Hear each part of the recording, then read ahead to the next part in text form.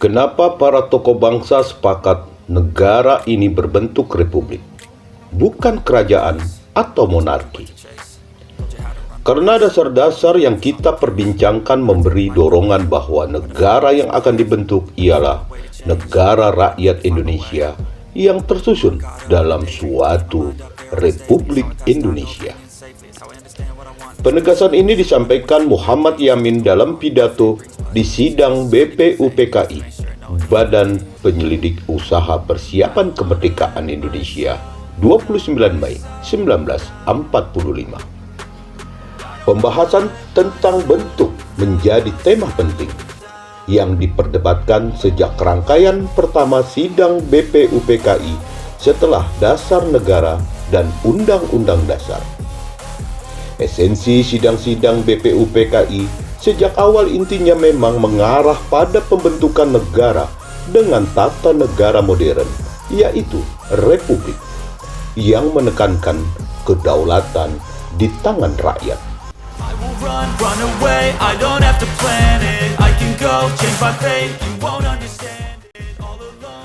Namun perdebatan tentu saja terjadi. Wongsonegoro misalnya mengusulkan supaya bentuk negara ditentukan oleh rakyat. Ki Bagus Hadi Kusumo menolak republik dan monarki.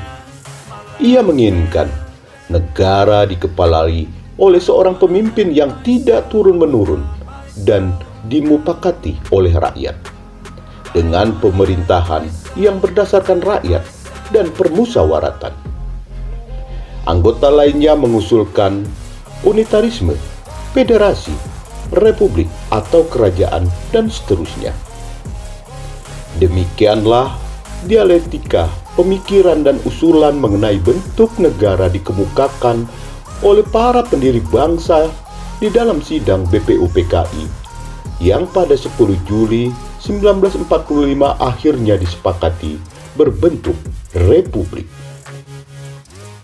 Natulensi sidang juga mencatat hasil pemungutan suara dari 64 anggota BPUPKI yang memiliki republik 55 orang, kerajaan 6 orang, lain-lain 2 orang, dan blanko 1 orang.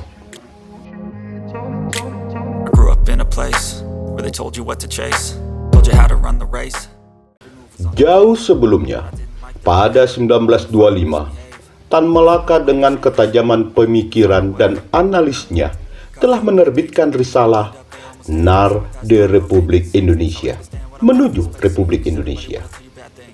Konsepsi tentang bentuk negara untuk Indonesia yang merdeka. Para pendiri bangsa menyadari bentuk negara kerajaan identik dengan feodalisme yang dapat menyuburkan penindasan dan paralel dengan kolonialisme. Itulah sebabnya untuk memperpanjang penjajahan Belanda, Van Mook dulu menggagas ide negara boneka, marionetted land, dengan memanfaatkan elit-elit Bumiputra hianat untuk mendirikan feodalisme dengan menghidupkan kembali semangat feodal kerajaan. Pangeran Bernhard, suami Ratu Belanda, Juliana, yang ingin jadi onderkoning Raja Muda, juga mengambil peran dengan mengirim Westerling, teroris berseragam, untuk membantai rakyat. Bernhard yang bangsawan Jerman dan ex-kader Nazi menganggap Juliana lemah karena membiarkan Indonesia lepas setelah 350 tahun menjajah.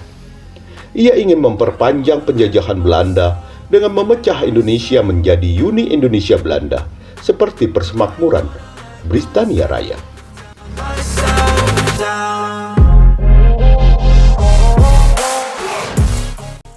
Tentang spirit feodalisme yang kembali nampak belakangan ini oleh tokoh nasional Dr. Rijal Ramli juga menyoroti.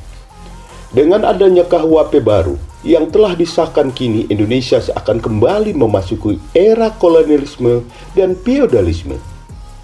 Rijal Ramli, seperti halnya publik pada umumnya, juga menyoroti pesta mega pernikahan putra Jokowi, Kaisang, yang bagaikan pesta pernikahan kerajaan Inggris atau Belanda. Dengan KUHP baru, serasa negeri ini seperti memasuki era kolonial. Jokowi bersiap membangun kerajaan 3 periode, tutur Rizal Ramli di akun Twitternya belum lama ini.